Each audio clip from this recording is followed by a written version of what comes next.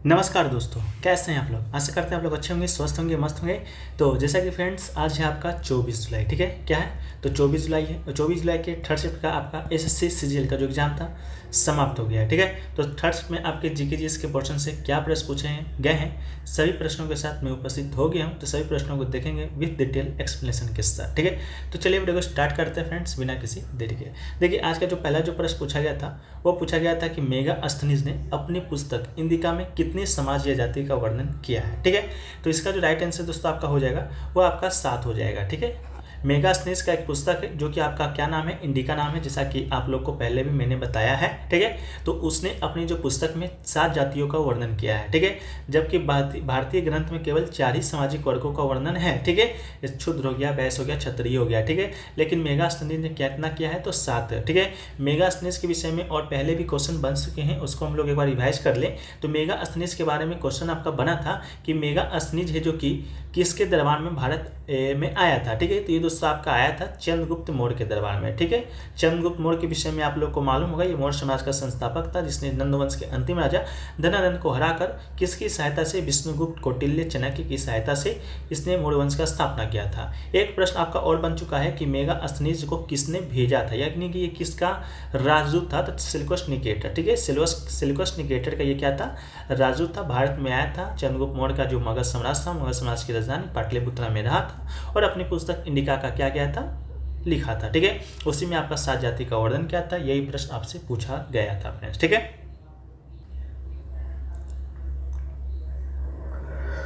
Video में आगे बढ़ने फ्रेंड्स से पहले हम लोग बात करते हैं एसएससी एमटीएस की बेस्ट बुक के बारे में, जो कि चाक्षु प्रकाशन की ओर से है। ठीक है, एसएससी एमटीएस प्रदेश के जितने भी एस्पिरेंट है उनके लिए जो गाइड है कंप्लीट है, जिसके अंतर्गत आपको 3 साल के शॉर्ट पेपर मिलते हैं। साथ में साथ 2022 के भी शॉर्ट पेपर को इसमें इंक्लूड किया गया है। इसमें 2150 प्लस एमसीक्यू क्वेश्चन है। एमसीक्यू जो क्वेश्चन है आपके चारों सब्जेक्ट के हैं, मैथ के भी हैं, रीजनिंग के भी हैं, इसके साथ आपका इंग्लिश का भी है और जीके का भी है। सोल्यूशन के साथ साथ आपको सोल्यूशन किस तरह दिया गया है वो भी बहुत इंपॉर्टेंट है। सोल्यूशन आपको 2 तरह से मिलता है। पहला तो इसमें डिटेल पूर्वक सोल्यूशन को दिया गया है, डिटेल के साथ साथ आपको शॉर्ट ट्रिक के माध्यम से भी समझाया गया है। ठीक है, कंप्लीट स्टडी गाइड के साथ इनका प्रैक्टिस सेट भी आता है। इन दोनों को आप परचेस करके आप अपनी तैयारी को 4 चांद लगा सकते हैं। आपको डेफिनेटली फायदा देखने को मिलेगा। आपको ये बुक नज़दीकी स्टोर पर अवेलेबल हो जाएगी, नहीं तो आपको डिस्क्रिप्शन में लिंक दिया गया है, आप वहां से भी जाके परचेस कर सकते हैं। चलिए वीडियो में आगे बढ़ते हैं। नेक्स्ट जो प्रश्न पूछा गया था फ्रेंड्स, वो पूछा गया था कि which one is the western Ghat hills. ठीक है, यानी कि इनमें से कौन सा जो है आपका वेस्टर्न घाट में स्थित है। ठीक है, 4 ऑप्शन दिए गए थे, 3 में से 3 ऑप्शन जो था आपका ये मेघालय के पहाड़ी का नाम दिया गया था, गारो खासी जयंतिया का, और एक ऑप्शन आपका दिया गया था अन्नामलाई का। ठीक है, तो अन्नामलाई इसका राइट आंसर हो जाएगा। अन्नामलाई की बात करेंगे तो भारत के तमिलनाडु राज्य के तिरुवन्नमलई जिले में स्थित एक पवित्र पहाड़ है। ठीक है, तो ये स्थित कहाँ है, तो ये आपका तमिलनाडु राज्य में स्थित है। इससे इसका राइट आंसर दोस्तों आपका हो जाएगा अन्नामलाई हो जाएगा। बाकी ऑप्शन में जो आपके तीनों नाम दिए गए थे वो आपके मेघालय के पहाड़ी के नाम दिए गए थे, आपके गारो खासी जयंतिया के बारे में, जिसके विषय में हमने फर्स्ट शिफ्ट के एनालिसिस वीडियो में विस्तार पूर्वक देखा था। जो लोग भी नहीं देखे फर्स्ट शिफ्ट का एनालिसिस आप लोग जाकर देख लीजिएगा, लिंक डिस्क्रिप्शन में मिल जाएगा।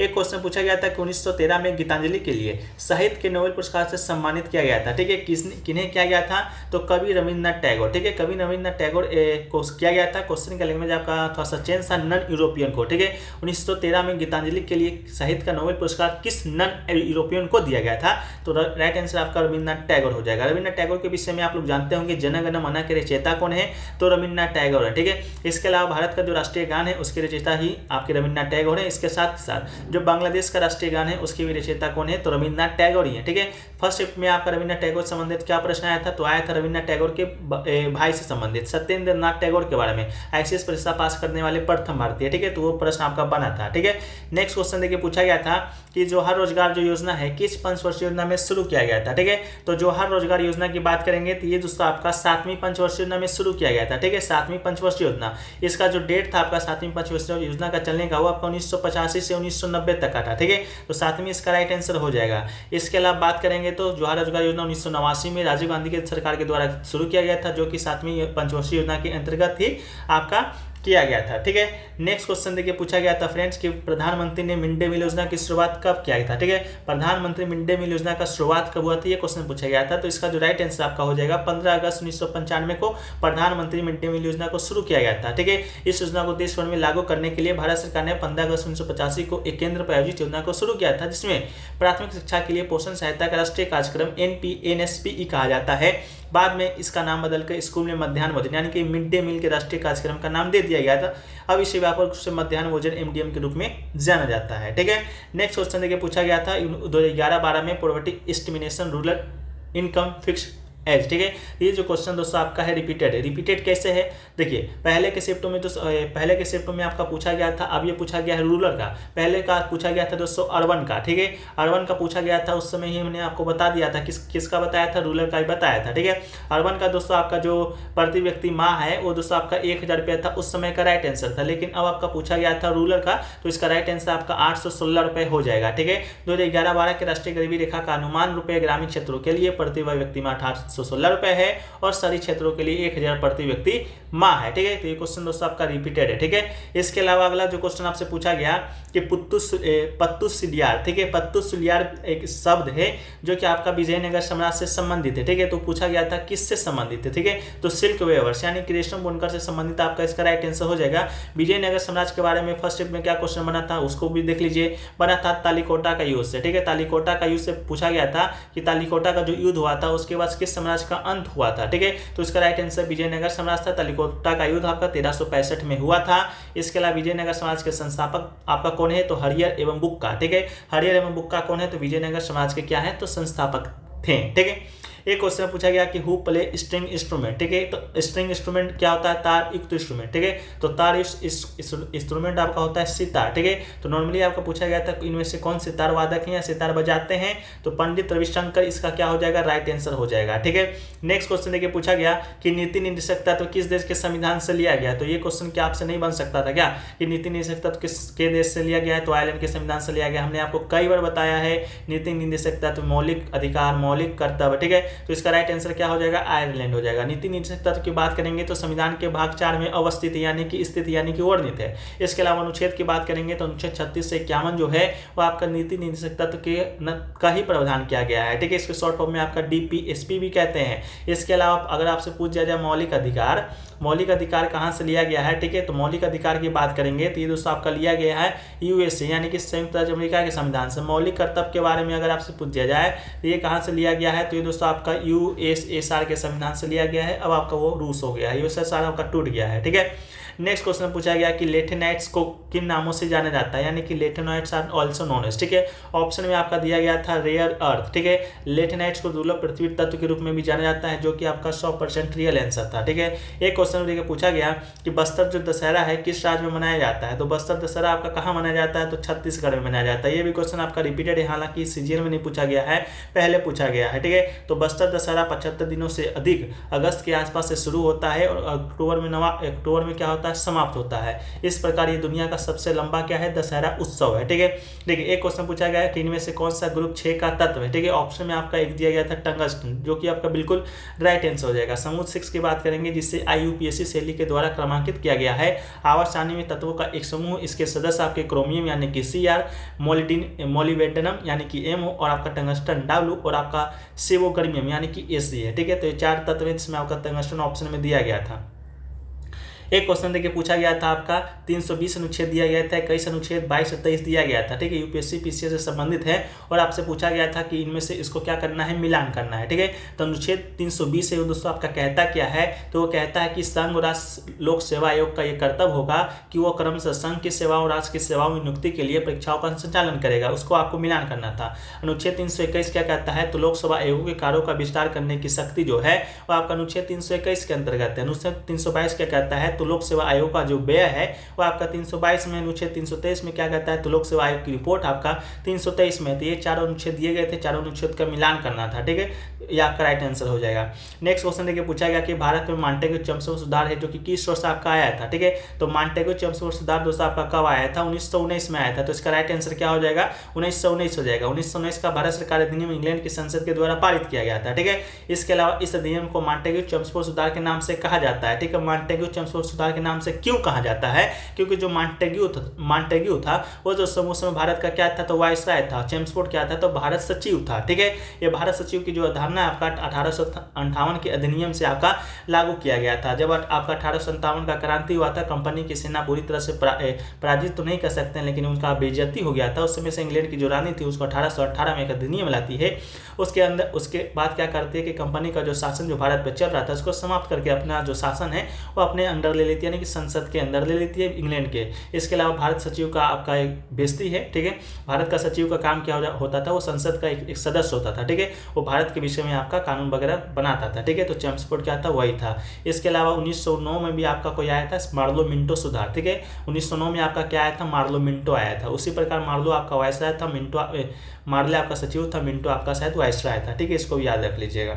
नेक्स्ट क्वेश्चन देखिए, पूछा गया था अटल टनल से संबंधित प्रश्न पूछा गया था। अटल टनल इसका राइट आंसर था। इसके अलावा अटल टनल की बात करेंगे तो 9.0 किलोमीटर की यह सुरंग 3000 मीटर की ऊंचाई से अधिक दुनिया का सबसे लंबा क्या है, तो राजमार्ग सुरंग है। यह रोहतांग दर्रे के पश्चिम से एक पहाड़ को काटती हुई गुजरती है और सोलांग घाटी मिसिसिपी के बीच दूरी लगभग 46 किलोमीटर कम करती है, जिसे कवर करने में 15 मिनट का समय लगता है। पहले इन दोनों के बीच कवर करने में जो समय लगता था वो आपका 4 घंटा लगता था। इसके अलावा रोहतांग दर्रा की बात करेंगे तो इसकी जो ऊंचाई है 3978 मीटर है और आपका कहाँ पर स्थित है, तो हिमाचल प्रदेश में स्थित है।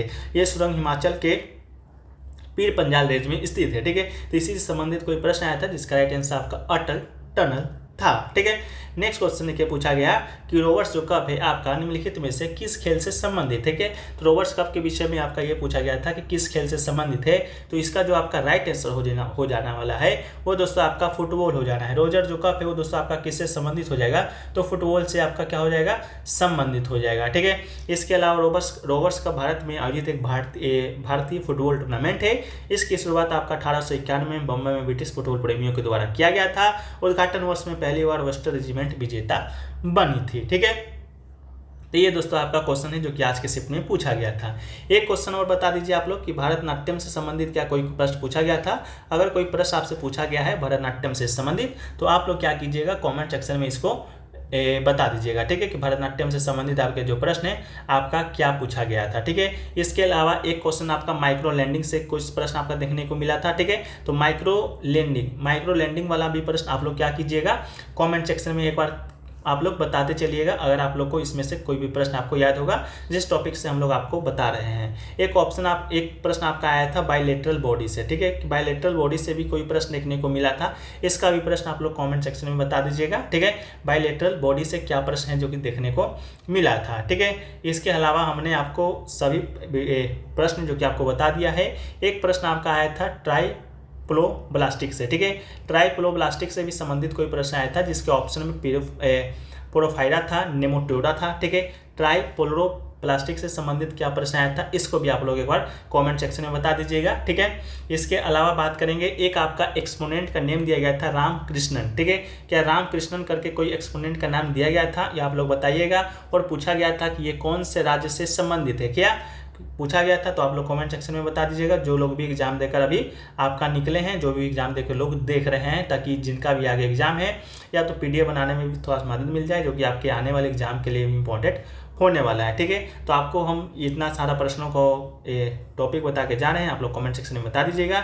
एक आपका 2, 3, 4, 5, ठीक है, 5-6 प्रश्न हैं जो कि आप लोग बताइएगा। इसके अलावा सारे प्रश्न हमने आपके साथ डिस्कस कर दिया है। अगर वीडियो आपको अच्छा लगा है तो वीडियो को लाइक कर दीजिएगा। अगर आप चैनल पर नए हैं चैनल को सब्सक्राइब कर दीजिएगा और पसंद आए तो वीडियो को अधिक से अधिक शेयर भी कर दीजिएगा। अगर आपका मन हो, लगे कि हाँ वीडियो में कुछ दम था, वीडियो में कुछ सीखने को मिला है, वीडियो में थोड़ा सा मेहनत किया गया है, ताकि हमारा जो मोटिवेशन है वो आपका ऊपर थोड़ा सा होता रहे। और इसी प्रकार से 100% सटीक एनालिसिस के साथ हम आपके लिए किसी भी एग्जाम का, चाहे सीएसएस का हो चाहे एमटीएस का हो, एनालिसिस जो कि आपको लाते रहें। ठीक है, चलिए मिलते हैं हम लोग नेक्स्ट वीडियो में। जब तक के लिए जय हिंद, जय भारत।